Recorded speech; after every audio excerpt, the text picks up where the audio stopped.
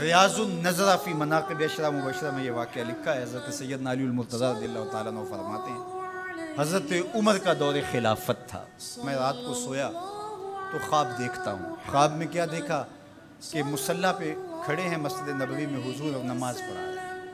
تو کہتے ہیں حضور نے دو مخصوص صورتیں پڑھی، پھر حضور نے سلام پھیرا۔ تو سلام جب حضور پھیرتے تھے تو بہت جلد رخ پلٹ کے صحابہ کی طرف کر لیتے۔ حضور جانتے تھے صحابہ میری زیارت کے لیے ترس گئے ہوں، چونکہ اتنے لمحے بھی کب گزرتے تھے۔ تو حضرت علی فرماتے میں نے خواب میں دیکھا کہ کوئی خاتون باکورہ لے کے کھجوروں کی شکل میں حضور کی خدمت میں حاضر ہے۔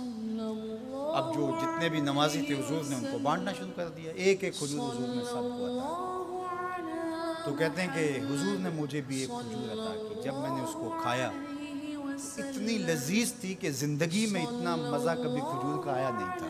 حضور نے مجھے ایک دی، باقیوں کو بھی ایک ایک عطا کی۔ میرے دل میں تھا کہ حضور سے عرض کروں حضور مجھے ایک اور عطا کر دے، لیکن ادب حیا مانے رہا، میں آرزو رکھنے کے باوجود دوسری کھجور مانگ نہیں سکا۔ اسی اثناء میں میری آنکھ کھل گئی، آنکھ کھلی تو کھجور کا ذائقہ میرے منہ میں موجود تھا۔ مسجد نبوی میں ادھر اذان ہو رہی ہے، میں نے جلدی سے وضو کیا اور سنتیں پڑھی اور مسجد نبوی میں پہنچا تو حضرت عمر نماز پڑھا رہے تھے، اور جو صورتیں رات خواب میں حضور سے میں نے سنی تھی حضرت عمر بھی وہی تلاوت کر رہے تھے۔ مجھے لگا کہ رات والے خواب کی کوئی تعبیر تو نہیں ہے۔ خیر جب سلام پھرا تو حضور کے طریقے کے مطابق وہ بھی رخ پھیر کے صحابہ کی طرف بیٹھ گئے۔ میں نے دیکھا ایک طرف سے ایک خاتون کھجوریں لے کر کے بھی آ گئی۔ اب مجھے پکا ہو گیا کہ خواب کی تعبیر ہی میں لے۔ خیر حضرت عمر بانٹنے لگے تو مجھے بھی کھجور دی، میں نے وہ کھائی تو واقعی وہ بہت لذیذ تھی۔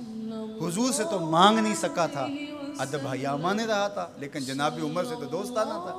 ان سے میں نے بے تکلف کہہ دیا عمر ایک کھجور سے کام نہیں چلے گا، مجھے ایک اور۔ تو جناب عمر نے میری جانب معنی خیز نظروں سے دیکھا اور پھر مسکرا کے بولے حضور نے دی تھی کہ میں بھی دوں۔ ان کی تو آپس میں دوستیوں کا تعلق تھا، ان کی تو محبتوں کے رشتے تھے۔